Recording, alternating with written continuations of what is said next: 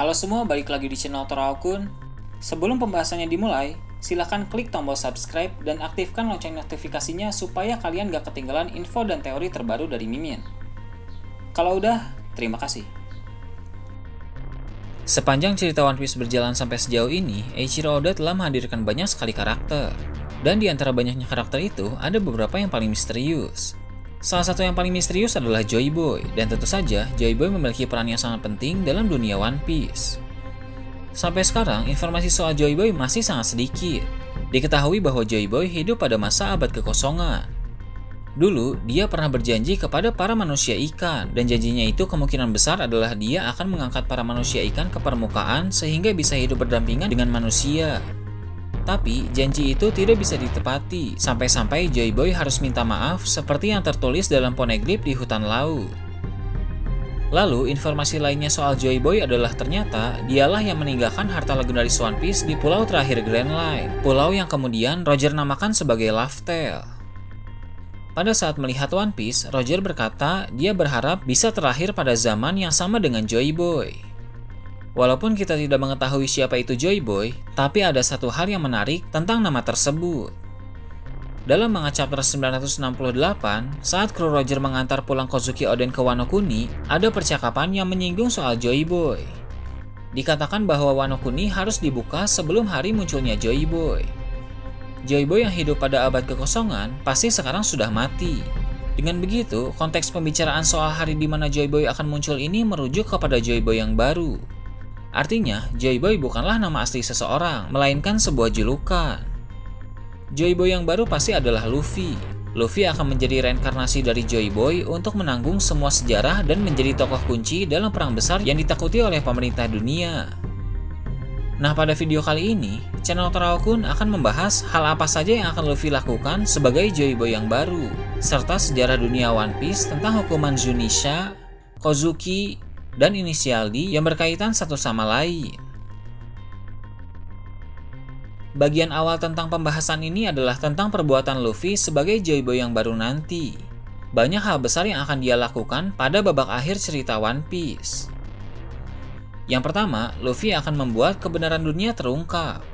Rahasia besar yang selalu ditutupi penguasa akan terkuak sampai ke akar-akarnya. Ini berkaitan dengan pemerintah dunia, baik soal sejarah dan tujuan asli pembentukannya, Tenryubito yang dianggap keturunan dewa, bahkan sampai mencakup soal Gorosei dan identitas Im Sama. Sejarah abad kekosongan juga akan diketahui oleh publik. Hal itu akan terjadi tak lama setelah Luffy pergi ke Laugh Tale, menemukan One Piece, dan diakui sebagai Raja Bajak Laut. Luffy akan menjadi tokoh kunci yang memimpin perang akhir dalam menumbangkan pemerintah dunia.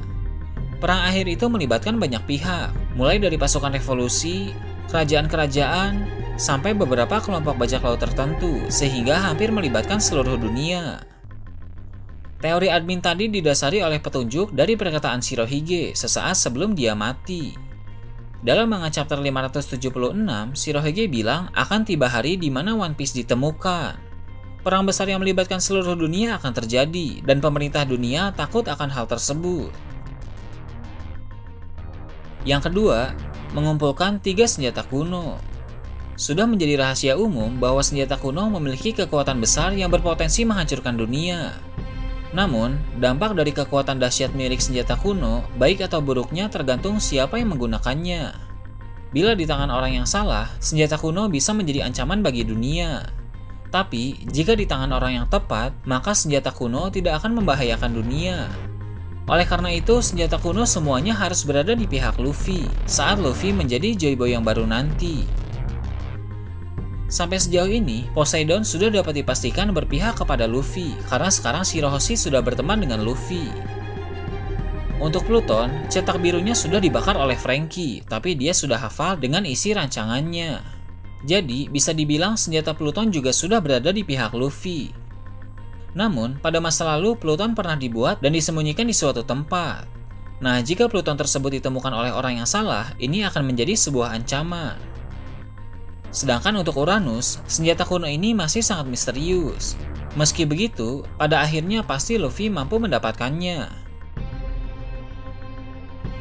Yang ketiga, Luffy akan mengangkat manusia ikan ke permukaan. Joy Boy yang lama karena alasan tertentu tidak bisa melakukannya.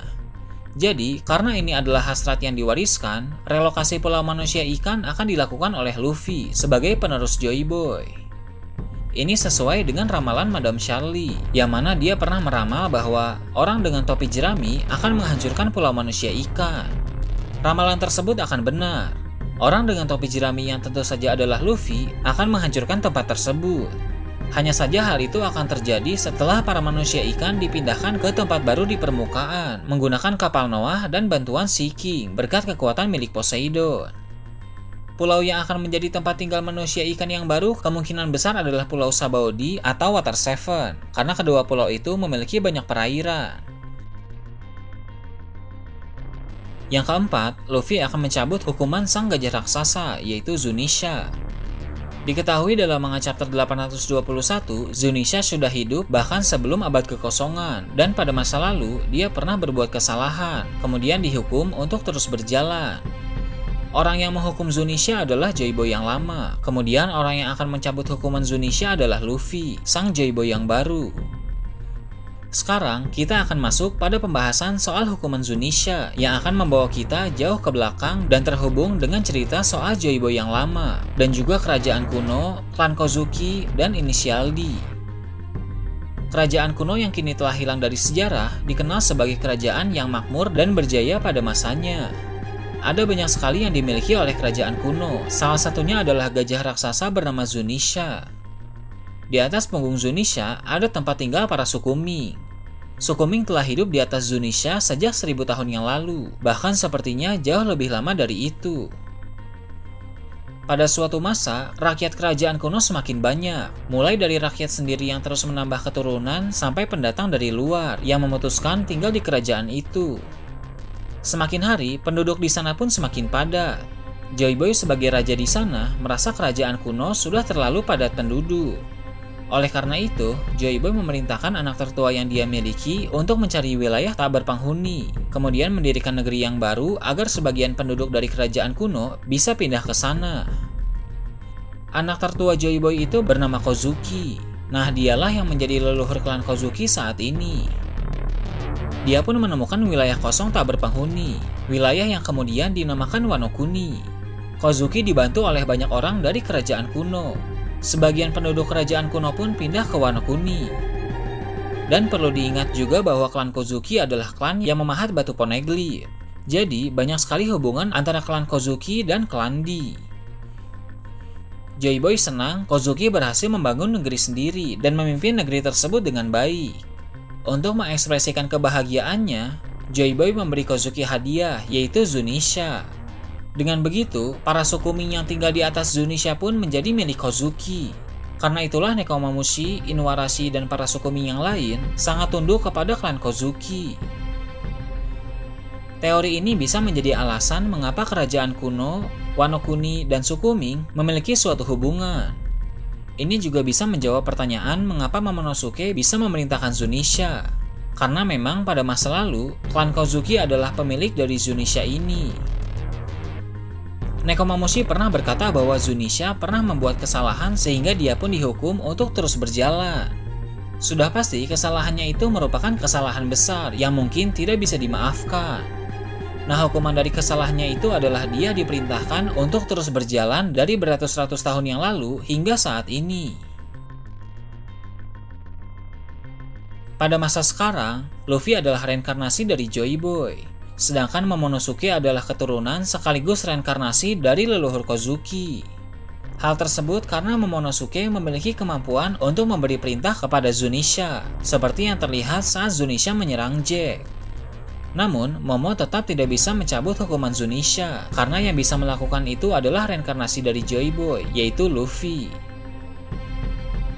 Dengan semua hubungan antara kerajaan kuno, klan Kozuki, dan Joy Boy, dapat ditarik kesimpulan bahwa klan Kozuki juga sebenarnya merupakan klan D. Sama seperti marga Monkey D, Gold-D, Portgas D, Marshall D, dan lain-lain. Hanya saja, klan Kozuki menyembunyikan identitas D itu agar mereka tidak diincar oleh pemerintah dunia. Karena, jika pemerintah dunia tahu bahwa klan Kozuki merupakan klan D, maka para rakyat Wano juga akan ikut terlibat dalam kekacauan. Karena itulah leluhur klan Kozuki sengaja menyembunyikan identitas mereka. Bukti kuat bahwa klan Kozuki merupakan klan Lee juga adalah karena saat kematian Oden, dia sempat tersenyum. Sama seperti saat Roger dieksekusi, dan saat Luffy akan dieksekusi di Lockdown. Jadi, kesamaan mereka ini bisa menjadi petunjuk tentang hubungan para penyandang Di ini. Nah itu tadi, teori admin tentang hal apa saja yang akan Luffy lakukan sebagai Joy Boy yang baru, serta sejarah dunia One Piece tentang hukuman Zunisha, Kozuki, dan inisial D yang saling berkaitan satu sama lain. Gimana menurut kalian? Silahkan tulis di kolom komentar di bawah. Oke, segitu aja untuk pembahasan kali ini. Jangan lupa like, share, dan subscribe untuk video menarik selanjutnya. Gue Toraokun, Shambles.